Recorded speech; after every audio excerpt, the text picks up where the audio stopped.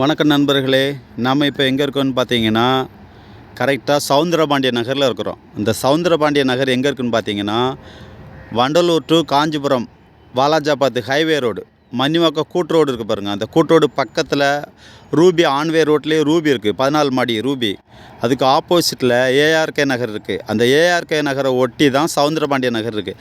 அந்த சவுந்தரபாண்டிய நகரில் நம்மகிட்ட ஒரு 3500 ஸ்கொயர் ஃபீட்டு வந்திருக்கு இடம். சவுத் பேசிங் தான். பக்கத்துலலாம் ஃபுல்லாக வீடு இருக்குது. சவுத் பேசிங் வந்து 70 அடி இருக்குது. நார்த் பேசிங் 70 அடி இருக்குது. வெஸ்ட் பேஸ் 50 அடி இருக்குது. ஈஸ்ட் பேஸ் 50 அடி இருக்குது.